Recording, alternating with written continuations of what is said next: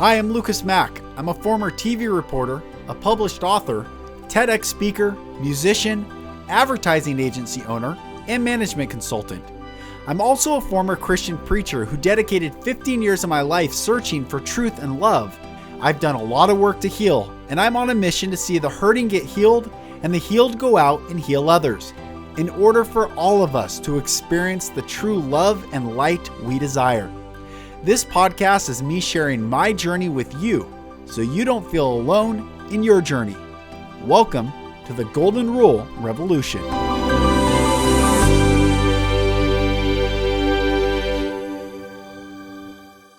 Hello, beautiful brothers and sisters. Welcome to another episode of the Golden Rule Revolution. I am Lucas Mack, the host. And guys, I have to tell you about my week this week. First of all, I want to say I'm so excited for this episode. I have part 2 with my powerful, beautiful, deep soul sister, Beejal, who will, from Infinite Light Studio, her and I get into such beautiful conversation about God and the love of God and knowing the God of love so that we can know the love of God. And it's such a beautiful conversation that we have, and I'm really excited. I really encourage all of you to really sit with this, because I want to talk about this week that I've had. I've had a really down week, and on a future podcast, I'm going to get into really the specifics of why it's been a down week, but I was wrestling with a lot of heaviness, a lot of darkness, predominantly around frustration that people are not waking up as quickly as I would like them to wake up. And it's not on my timeline. And this is what I had to learn this week, is to surrender, but also to fully step into who I am and who I am for you, my dear brothers and sisters. Because I believe that all the pain, trauma, abuse, darkness, being my suicide attempt, being stalked by this great entity that I live around, that I've broken out from, this family structure, all the darkness, all the confusion, all the lies, all the religious manipulation and control and abuse and spiritual, sexual, physical, emotional, psychological abuse that I've broken out of. It is to be in this moment right now, to speak for all of you, to say, dear brothers and sisters, your body keeps the score. It's a great book, actually, called Your Body Keeps the Score. I don't recall who the author is, but if you feel anger, frustration, there's something inside you that needs to be discovered, not something outside you. And my dear liberal friends, I want to say this to you. I want you to hear me. Someone that loves you and will stand for you and protect you and fight for you. Are you reciprocating that to all people? And I want to say something very specifically about the President of the United States on this Friday, the 7th of August, that I'm recording this and releasing this. The Me Too movement was created by hurt people, because hurt people hurt people. And because we have shamed the masculine energy and wound and perpetuated generational cycles of woundedness and a child abuse. It starts as abuse from parent to child. And because we have all these wounded men, those men try to satiate their lack of love by going out and taking whatever form they can to feel better. And they do that in the form of hurting women. But the Me Too movement started, and who got arrested from that was Harvey Weinstein. And then the narrative of children being trafficked and abused and all this terribleness. Look it up. 800,000 children go missing in the United States alone every year. Look it up. It is a fact. And the question is, why does it not get talked about? The second question is, why are you continually believing the narrative that the mainstream media pushes on you? I am a journalist. I have many friends. I have Whit Johnson, who's a weekend anchor of Good Morning America, hosts World News Tonight. I've had him on. He's a friend of mine. I have many friends who are still in the media who've been on this podcast as guests. I have friends that are producers at CNN. I have friends that are writers at the Today Show. I know the media, and I'm asking you, why are you so willing to believe a supposed authority figure sitting behind a desk that constantly pushes news out to you when you don't know those people? And ask yourself, why are they showing one story over another? Because the fact is, the last 4 years, Harvey Weinstein's been arrested, Jeffrey Epstein's been arrested, Ghislaine Maxwell has been arrested. That's all been done under one man's first term in office. And I'm going to tell you, I really believe you who hate Donald Trump have been sold a lie, and you have such vitriol and visceral reactions to this man, when all these facts that I just told you, 800,000 children go missing every single year. Watch my TED Talk. Watch how much child abuse gets reported. It could fill 10 modern football stadiums by the amount of child abuse every year. And those are the reported cases. Suicide's higher than it's ever been in the United States, and they are not even really releasing the numbers during the pandemic. What I'm saying is there's something greater than your hatred over this man, and I'm asking you to wake up. Wake up. Christians, wake up. Everyone wake up.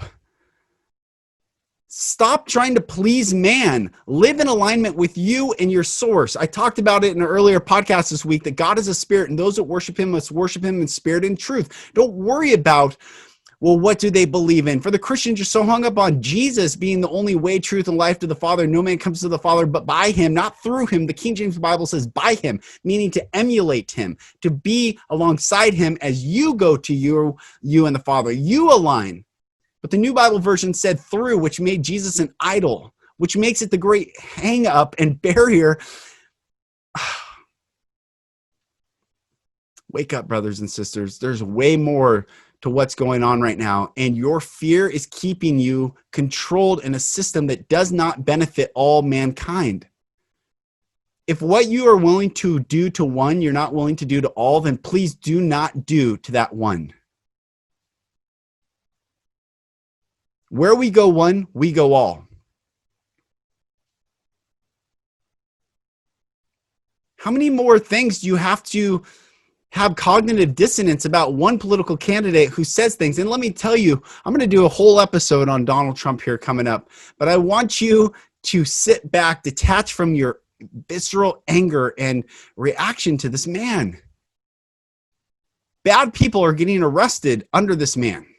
They didn't get arrested prior to this man. In fact, many of our political leaders were friends with the bad people, and that should tell you everything you need to know about what's really going on. 6 companies control all the media around the world. 6.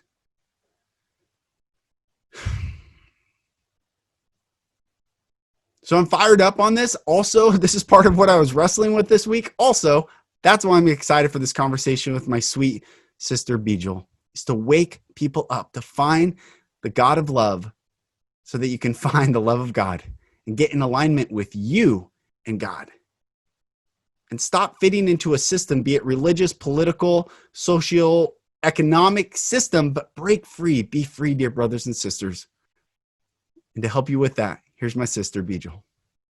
My beautiful sister, thank you for coming back on the podcast. I loved our first conversation. I loved sharing. I mean, even just you coming from sharing, you coming from Hinduism and me coming from Christianity, and then in fact, I got chills right now just saying that and just talking, and it's so beautiful. I loved it. I just loved it. And so I'm so thankful to have you back. I'm so glad to be here. It's going to be a good time. Yes. Just like last time. I think that's the goal. We come in and we're going to have fun. Yes. And we're going to explore consciousness in a whole new way that it's never been explored before. But, between the two of us, it'll be fun. It's so beautiful. Since we even last spoke, it's been so interesting where I've had some negative comments to me, and we are at this convergent zone right now. This convergent zone on the planet, and prophecies and religions and spiritual paths and the earth changing. All these things are changing, and yet it doesn't matter what we believe. It doesn't matter what we think or say or do. If we don't have peace, if we're not grounded in a knowing or a believing or a, preaching, doesn't change anything. And that's where, I mean, I don't know how are you getting grounded? How are you finding peace during this time? The last few weeks, I haven't been writing. I haven't been called to really put anything forward. And I think that is in an effort to ground myself. And every time I try and attach myself to this train of thought, there's just no resonance. And the reason is, I think that as we shift out of the 3D kind of space through the 4D and just lodge ourselves very firmly in that 5D consciousness, that none of these things matter. Like religion, it's not that it doesn't matter. And I have the utmost reverence for all of these tools. But at the same time, they're words, they're teachings, and they are there for a specific purpose and a specific point in time, and perhaps not even time, but a place in consciousness, right? Vibrational alignment. Yes. And so right now, I'm grounding, like you're saying, like that is probably the most important thing, but it's just about being seated in my truth. And it's not even about quantifying it. It's not about trying to put words to it. It's just about really sitting in the knowing of not even who I am, but in the knowing of truth. Just truth. Yeah, that I am. It's almost knowing that I am.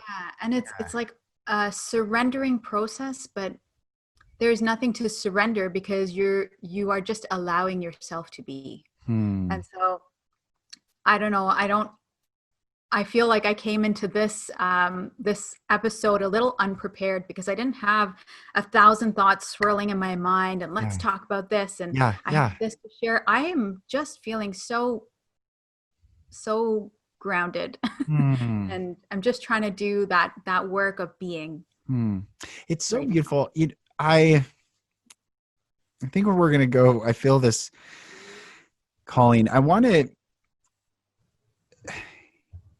all these different, like in Hinduism and in mindfulness and yoga and connecting to the divine and being in source and all that, or in Buddhism of basically surrender and complete non-judgment. And then even from the Christian perspective where Jesus says, take no thought of tomorrow. And that is literally take no thought of tomorrow.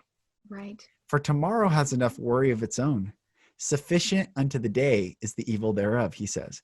And evil, and I want to define these words. I was on this call last night with these really beautiful, I'm gonna change internet. Hold on real quick, because I think I'm breaking up just a bit. Sure, go ahead. If I lose you, I will hop back on, okay? No problem. Sounds good. Okay. We're still there? You're there? Perfect. Yep. Okay. But Jesus said, take no thought of tomorrow, for tomorrow has enough worry of its own. Sufficient unto the day is the evil thereof. And evil, this word of good and evil, heaven, hell, light, darkness, all these concepts. Evil is just the absence of good. And devil means accuser. So devil is accusing, and accusation can only be in the place where there's an absence of good. So that's where we feel guilt. That's where we feel like all these things. And it's only to remind us to go back into the good. And I want to share a couple things because I don't know if it's reverberating from people's comments to me but I think this will lead into such a beautiful conversation. That it also says in the Bible in 1 John that it says God is light and in him there is no darkness at all. And that concept, it says, and he that walketh in the light, the blood of Jesus Christ cleanses us from all unrighteousness.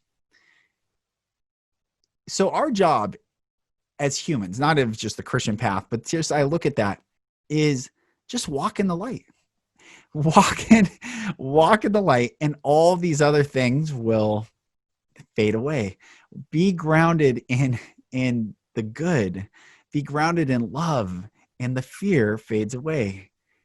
And I think that is why I just love talking to you so much, is just we can kind of circle and look at these concepts of love, light. You talked about judgment last time, and I loved what you said, that God became a friend. And that is so beautiful. That is such a beautiful concept. Abraham in the Bible said was called a friend of God. And like may we all see God as our friend. Yeah, and you have to bring God onto the same level, or you have to bring yourself to that same level in order to experience the oneness, right? Yes, And yes. That oneness, just going back to what you were saying, actually, no, you know what? Sorry. It's okay. No problem. I know, we're all over. It's so good. It's beautiful. It's beautiful. Yeah. And you know what? Okay. I just want to talk about the light and the dark, and these concepts, as they were always kind of delivered to humanity, were always in these literal senses and very, very stark contrasts of black and white, light and dark. Yes. And what I find is that as we venture forward into this leading edge of consciousness, is that we have to identify these things within ourselves. And not so much in my experience or perspective of light and dark, not so much of good and bad, but of understanding when is my higher self speaking to me and when am I getting in the way of the communication. So this is going to speak to the last 2 weeks, like I've been talking to you about, but it's been so much of me observing what's going on in my, my mental narrative, and where am I feeling resistance in my body. So like sometimes your stomach is in knots and you feel nervous, or like I'm doing something and I'm just like, I don't know, or something that I didn't even think that I was going to do, but I'm exhilarated about it. And it's about like really just tapping into those moments where higher self or consciousness or God is inspiring you to act. And I think that's been the big takeaway for me right now, is acting on inspired action. And everything else, just let it fall away. And life, we talked about this before, but it's not supposed to be hard. No. And it's taken such a long time for me to break away from that idea of things having to be such a struggle to be worthwhile. Or you have to earn money, you have to earn success, you have to earn all of these things. And the thing is, we're inherently worthy. Yes, that is so important. That is so important to receive, not even believe.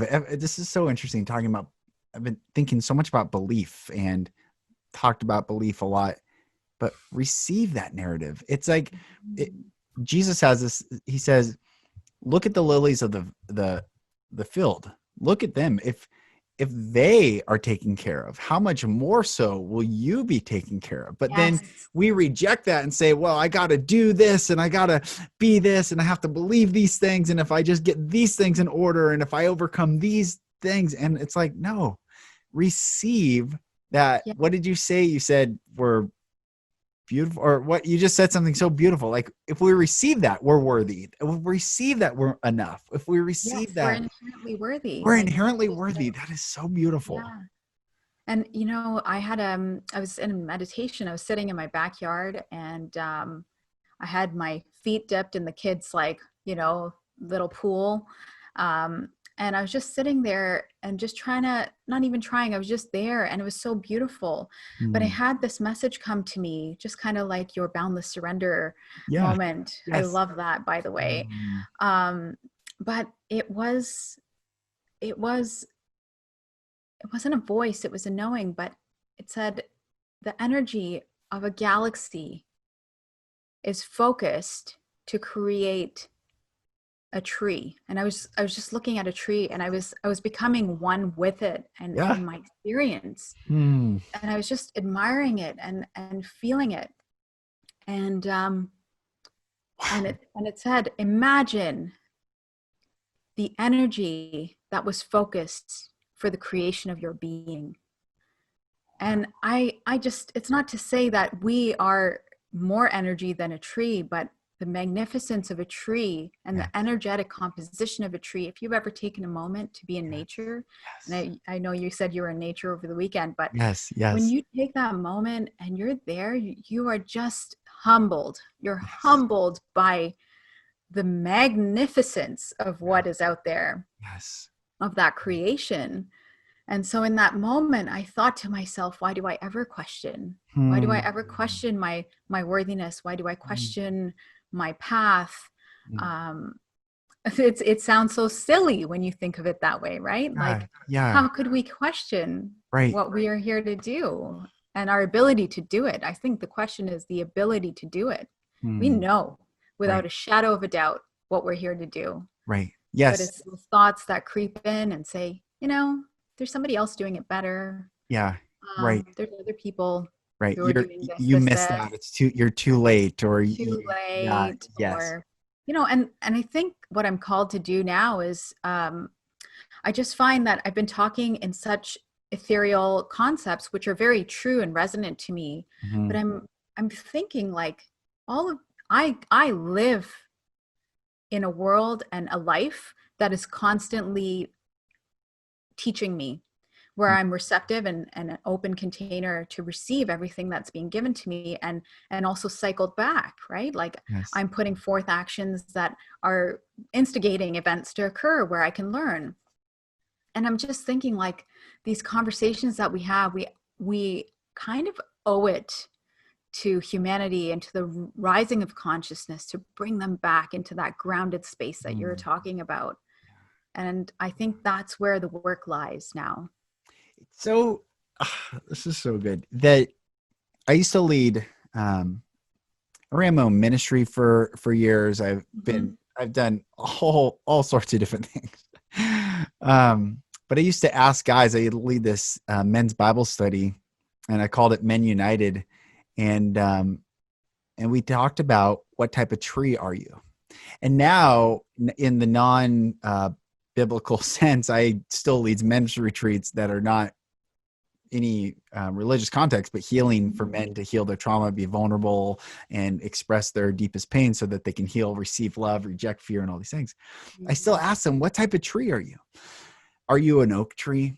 Are you an evergreen tree? Are you a palm tree? Are you a deciduous? What type of tree are you? And the reason I ask is our trees they're magnificent. They are magnificent. The wisdom of the tree.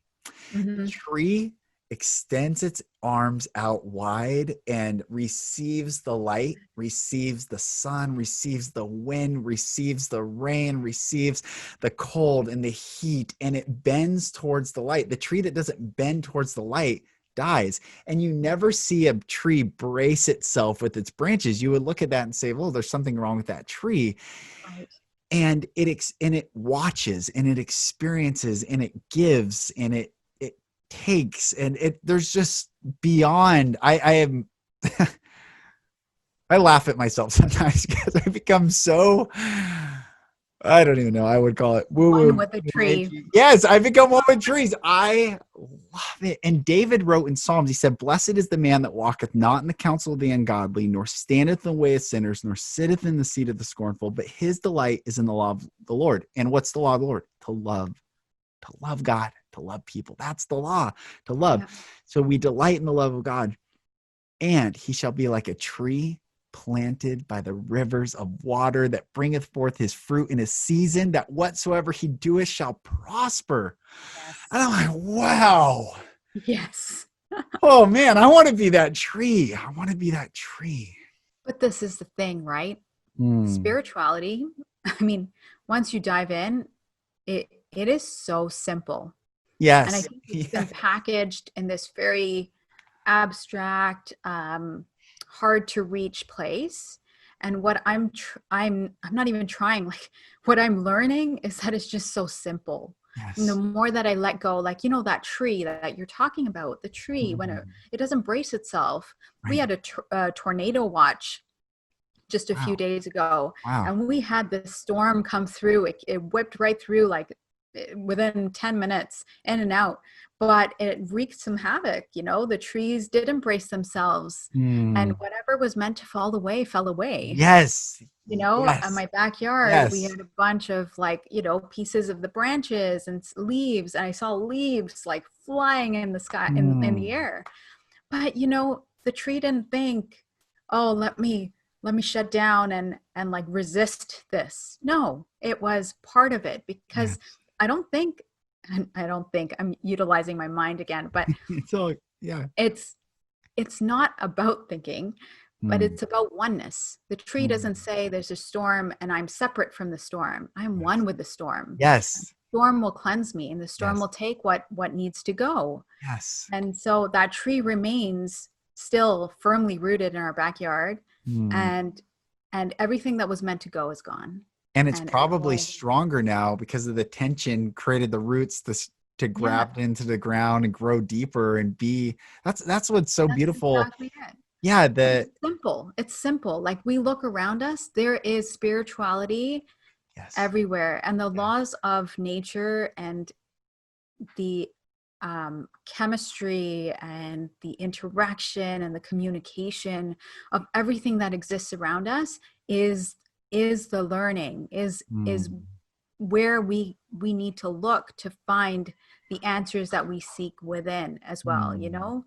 Right. There's a reason we have the power of sight, the power of sound, and if we can utilize those things to further ground us in this present moment. And I just want to talk about the present moment for a second, because for the longest time I thought it was past, present, future as three separate times, like very real times. And I realized the past doesn't exist anymore. The future doesn't exist anymore. It is only the creation of what we believe it to be in the past or the future that exists now. Yes. But even the present moment, it doesn't exist. Only when you escape time, that is presence. Yes. Right? It's like this, the construct of time is a created, what I say, it's a created thing. It's a created thing. Yeah, God created time. God is outside of time. And that's when we go in, we walk. This is where I'm so glad we're talking about this. I believe that, to my Jewish brothers and sisters, that God created mankind to walk in his presence, to be in the presence of love, to literally the atmosphere, the breath, the being of us. Wherever we walk, we bring love and light to every person and encounter. And that's when we can bless people. It's because we're blessing them with the presence of the Most High God. And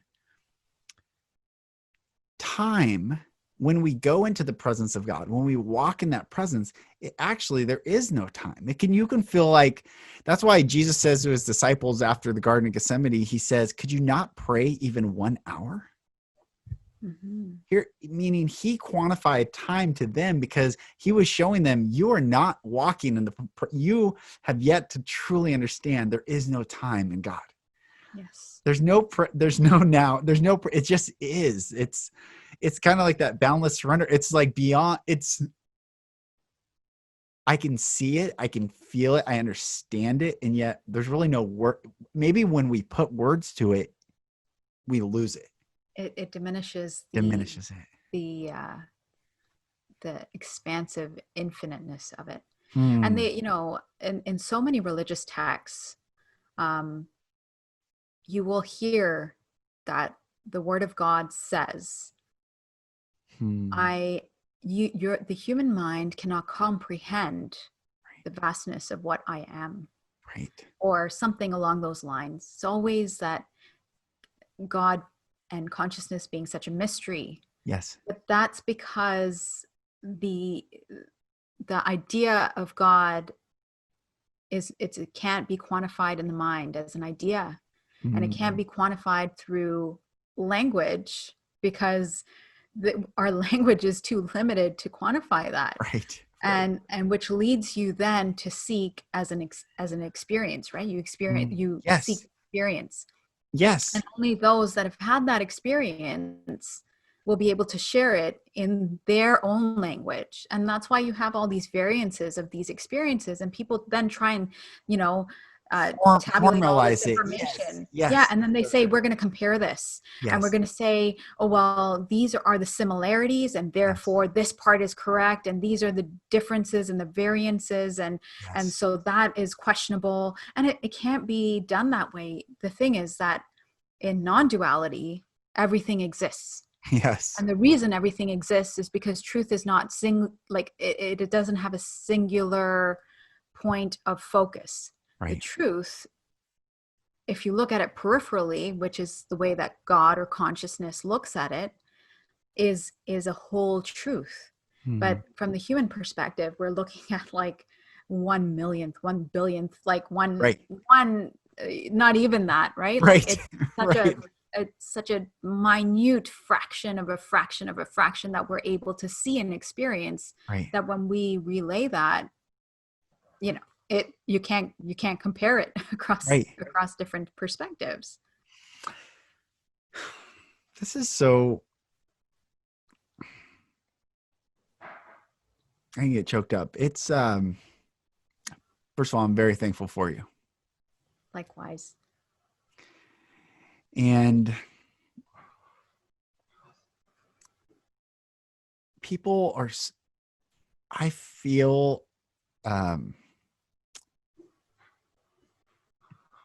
people are holding on right now for dear life to these forms, and they're scared. And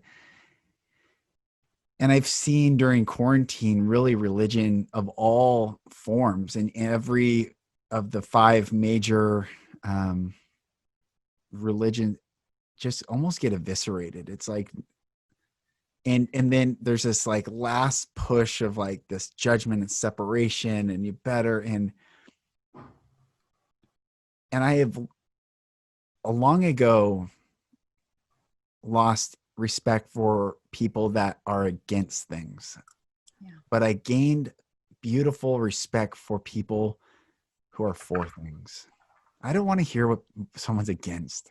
I want to hear what someone's for. I want to move forward. I want to heal together. I want to love together. I want to be together as human beings to have this conversation, and to reference biblical text, just because I have so many Christians been attacking me lately, is, David says, "Oh, how beautiful it is for brothers to dwell in unity." And my kids ask me, "Why do you always call people your brother and sister?" My kids have been asking me the same. Really? Yeah. It's so good. And I said, because I see, yeah, I do.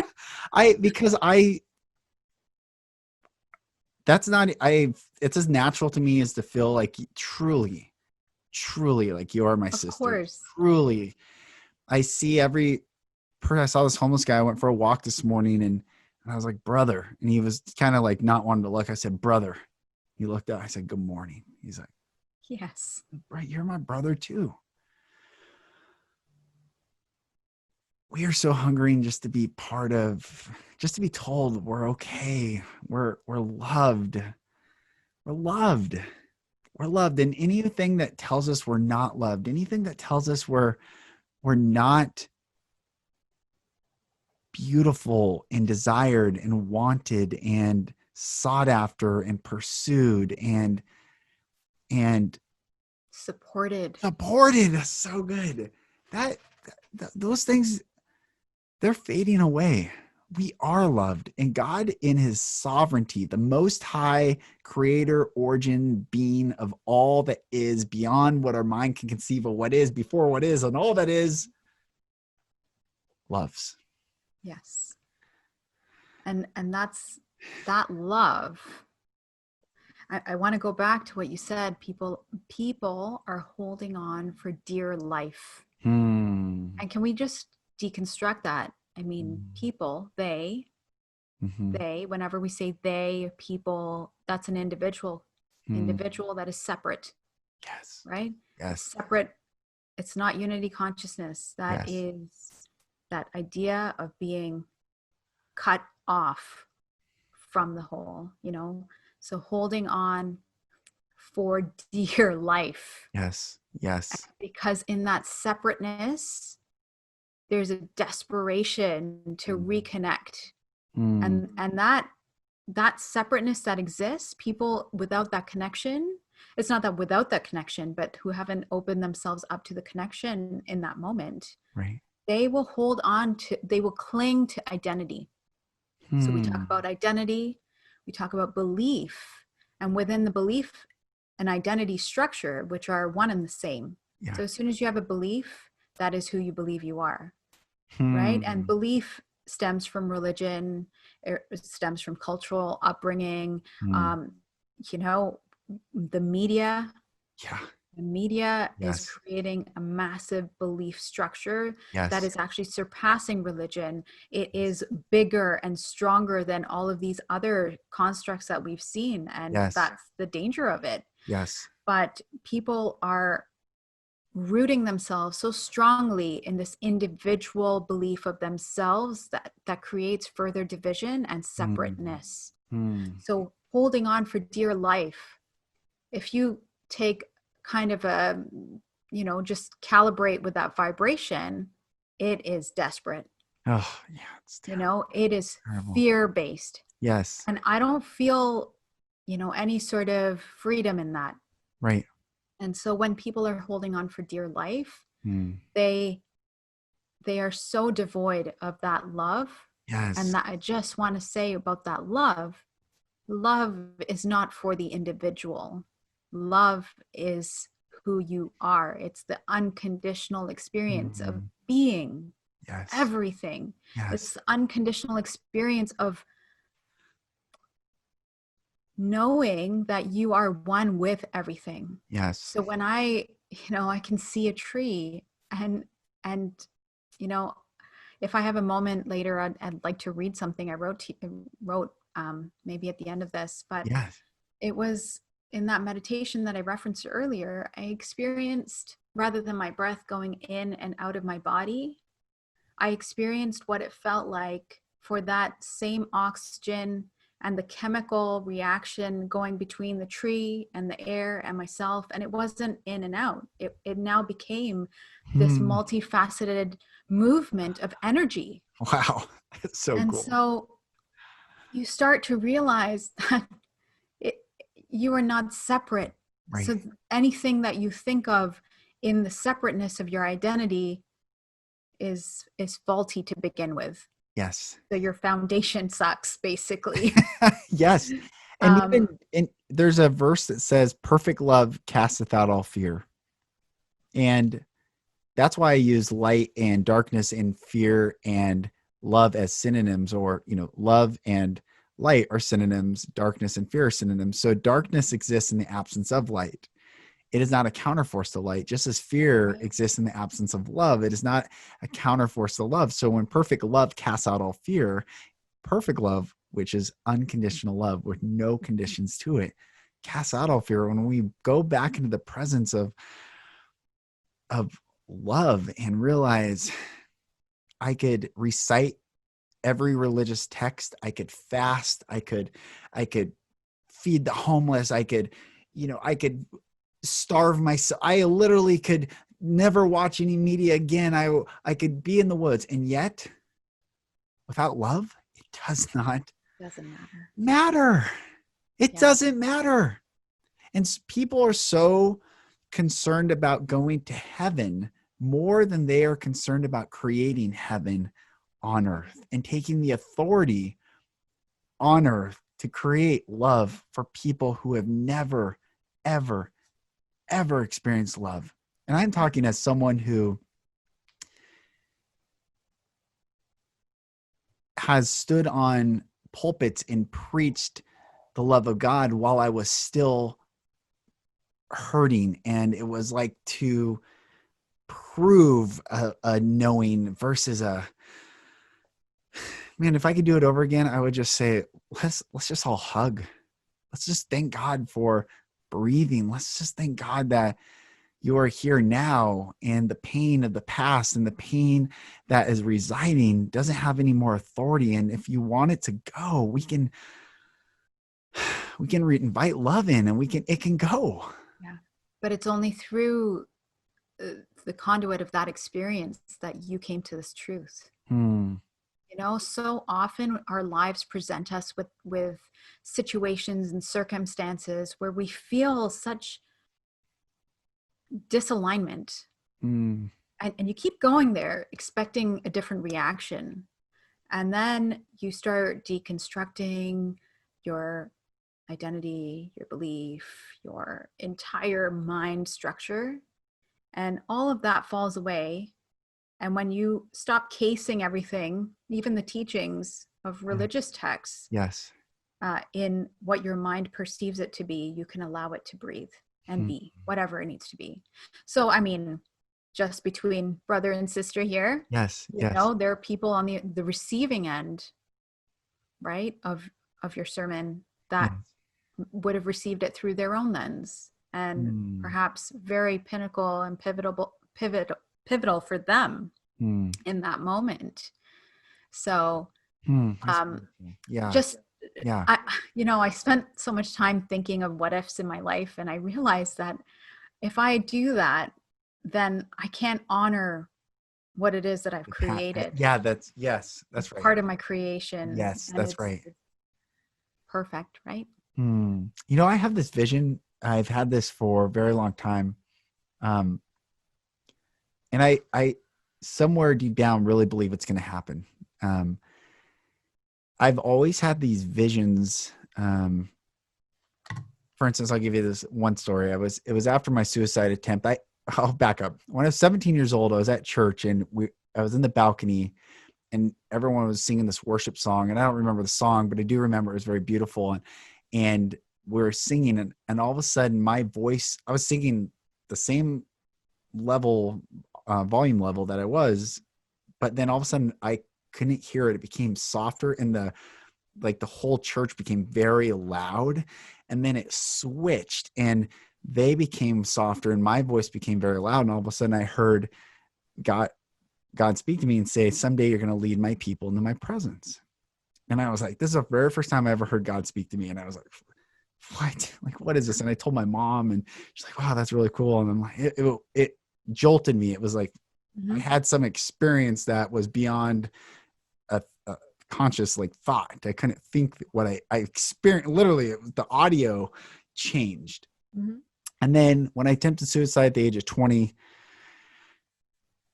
and God saved me that night, and my life has never been the same. But I had this vision a year later, and I'm praying on my knees, and I walk up to, I think it's the LA Coliseum in Los Angeles where I think the Lakers play. I'm not sure, but it's some huge arena. And there's cars everywhere in the parking lot. It's completely full, but there's no one there. And I walk up to the front door of the foyer, and immediately when I step through the doors, I am in the presence of God. I am like, every pain, every hurt is gone. And I'm in the presence of God. I walk through this foyer, and I open the doors to the arena, and there are tens of thousands of people just receiving the love of God. And I see myself on a piano, and I will never forget that I hadn't thought about that 17-year-old experience until that day, and it was tied together. And since then, and I really believe it's going to happen, what Billy Graham did essentially in a religious context for 5 decades, bringing 70,000 people, 100,000 people to these stadiums only with the religious like conversion. I really feel like there's going to be this massive movement of healing to bring that many people down and have volunteers like, do you want to heal? Do you want to cry? Is there a pain you've been holding on to? Is there secrets you have? Or what traumas? Are you a perpetrator? Have you wounded other people? Do you want to heal? Like, come and let us heal. And just the love of God just wash it all away. Yeah. And that intention in your feeling, like your feeling of being there, of experiencing it, of tasting it, smelling it, touching it, and that is creation. You see that? Like you see how when you're experiencing, even when you're relaying it to me now, I could tell you were there. Yeah. You were there. You were Yeah. not in that room sitting at your computer. No, Right. you were in a creative state. You are the creator. And that is as close to God's state as we get sometimes. And so if that's what it takes, then sit there and just daydream and imagine all the beautiful things, right? That's so beautiful. So these are like the tangible tools that we have. We've been given these gifts. Yeah. You know, the same things that were written off when we were kids. Stop daydreaming. Yeah. Get Right. out of your head. Right. But the thing is, these are the things that bring us back to our divinity, true our nature, yes, our divinity, our power. Yeah. You know, it's taking a nap. It's daydreaming. It's finding that space in between sleep and awake. You know, there's this lucid state of dreaming. It's called lucid dreaming. Yes. But in that space, you enter a different pocket, and it's devoid of time. And you actually, because you're not bound by the physicality of your body, you get to do some pretty fun, cool things. So in that space, you know, we have a different set of parameters that we can play with. We've never been taught to utilize these functions of our being, and everyone can do it. Right. It's just like meditation, you know, when we were never taught as children. Right. How, well, maybe I was taught how to meditate, but I don't think I ever really understood what that meant, because it was structured in my experience. Yeah. But I mean, I got there. But now, you know, I want my kids to be able to find that stillness and have those tools to just tangibly go through life without feeling stuck. Yeah. Yeah. That's so beautiful. You're wise, sister. I just look at you like there's so much, an ocean of wisdom, As is in each of us, right? Yeah. Yeah. Like when, you know, what happens when the oceans meet, right? Yeah. All those crazy tides and currents, and then things get crazy. Yes. Things are just about to get crazy in this world, and in a great, fantastic way. Yeah, that's right. It's going to be beautiful. It really is. Do you want to, can you read what you wrote? Is that, Sure. Yeah, I would love to. Sure. If you could just give me a second, I'm going to pull it up. Okay, no problem. And everyone listening, thank you for journeying. I hope you just know that when I say I love you guys, I truly love each and every one of you. And that love is not needing to know your name or your face, but just God loves you. That's what I want to tell people. God loves you. It's the love of God that constrains us. Jesus said, if you knew my Father, you would know me, but you don't know my Father, you don't know me, meaning we're so conditioned to accept a form or a particular when we get to go back to that universal love of God. And anyway, it's just amazing to talk to my sister Beejal and have these conversations while she's pulling up what she wrote. I just wanted to share that is you're loved, and love always gives you your highest good always. And there's been so Always. many times that it's been told you that it was love, but it took from you and it was never love. And maybe the greatest discovery is realizing what was counterfeit and what is authentic. Yeah. Hmm. Beautiful. Hmm. All right. I don't think it's quite complete, but you know what? I think this is the time to share it. So Beautiful. I'll just share it. Beautiful. So it's called A Moment of Expansion. Hmm. Have you ever spent time so fully and completely immersed in nature that you become acutely aware of the symbiotic relationship between yourself and everything around you? You are no longer witnessing a scene in front of you. You are breathing with it, moving with it, and feeling with it. Somehow, although sitting still, you feel the movement of the trees. Hmm. When you breathe, your breath is no longer in and out, but cyclical as you experience the energetic pulse that brings life to life as it travels through everything. When you attune yourself to this energy, it downloads into the body as feeling. You are not separate from the energy of all things around you. It is you, and you are it. Hmm. Wow. Wow. There we go. Life to life. Wow. Yes. Life And to that's when we life. separate it, right? You can really feel the Hmm. force, the Yes. power. We Yes. say life as a word because we take for granted, like, do we ever think of what it is, the power, the force that even allows us to breathe Hmm. without even consciously thinking about it? Right. I think I sat there one day just watching my breath, being like, holy smokes. Yeah. Like, Yeah. like when I put attention on it, it feels like work, Yeah. That's right. That's right. and I do this every moment of my life, when I'm sleeping, when I'm awake, when I'm running, when I'm cooking, whatever it is, right? Hmm. And I'm like, what magnificent force is it that has synchronized this and made it like automatic? It's beautiful. Yeah. But it's those little things that just make you think, I'm nothing. I'm Hmm. nothing. Hmm. And yet we're everything. Everything. It's so beautiful. And yet But we're it's everything. only, you can only be everything when you surrender is that I am nothing. Yes. Yes. That's right. That's And right. we've always talked about like humility and being humble. That was probably the biggest detriment to my own spiritual evolution, that word humble, Hmm. because to me it was actually, don't have confidence, you're a piece of crap, Yeah. Right. blah Right. blah blah, right? Right. So I always thought I was nothing, like Hmm. literally nothing, meaning worthless, nothing. Hmm.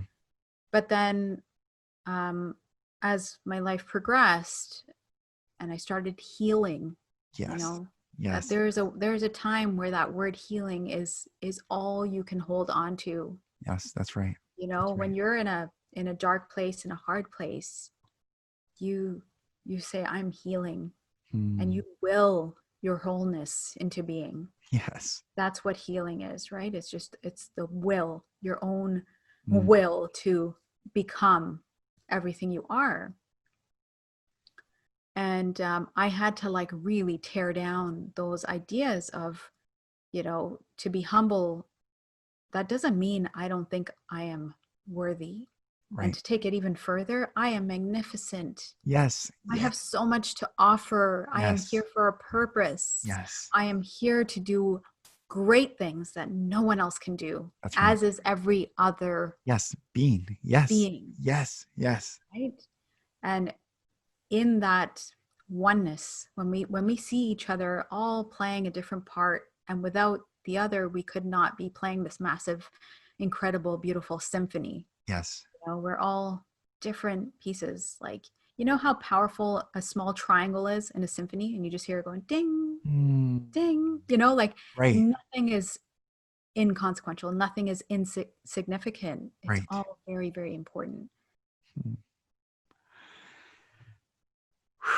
Sister, again, amazing. Amazing.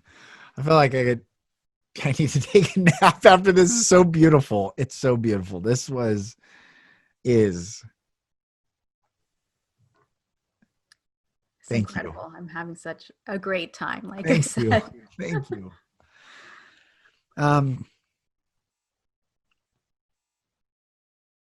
I want everyone to follow my sweet and precious sister Beejal. And again, where can people find you? Where can people listen to you more? When are you going to start your podcast? Yeah, I guess I have to do that, right? Like the Yeah. universe has been nudging me, and now Yeah. they're like, okay, come on, let's That's do right. this. Yes.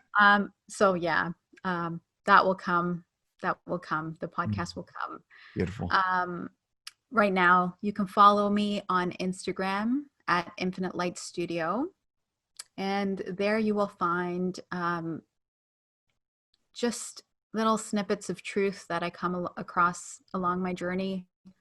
And the goal is simply to raise consciousness, to expand love, and to be a part of something really meaningful.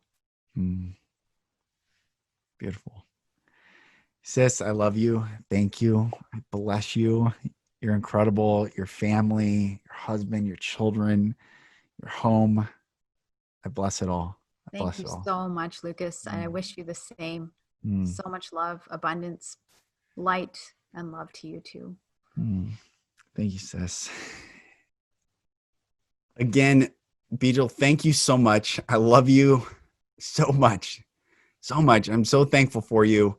Everyone, please follow Infinite Light Studio on Instagram. Follow my sweet sister Beejal. Her content's amazing. In fact, when I was down this week, her content helped me break through. Also, just a shout out to all my soul family out there.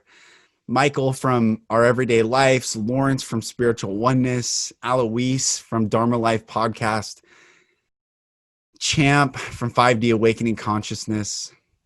There are so many beautiful souls awaking right now to the beauty of love and light and bringing it and offering it to all of you who are willing to take the scales off your eyes and see the truth that is right before you. And when you know the truth will make you free.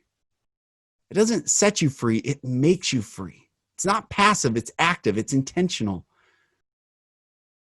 The question is not so much are you in the truth, but is the truth in you? And it's not so much are you in a political party, but how much of that political party is in you? It's not so much do you fit into an ideal or an ideology, it's how much is that ideology in you? And are you the first person source of it? Then you need to question it. That's why experiences are so powerful. And that's why religious groups scare people away from having experiences because once you have an experience, you don't go back. You can't put the toothpaste back in the toothpaste bottle. Have your own experience. Get clear on your purpose on this earth. Get clear that when or if the electricity ever goes out and all the political systems and the parties and the AI and all the technology and media and data and frequencies and all these things that get pushed every single second of every day, just bombarding you. If all that goes away, it's just you and the sound of nature, looking up and observing the sun during the day and the stars during the night. Find yourself in that reality because that is the truth of who you are. Everyone, thank you for listening. I'll talk to you on the next episode. Thank you, brothers and sisters, for listening. For support in your journey, go to my website, lucasmack.com.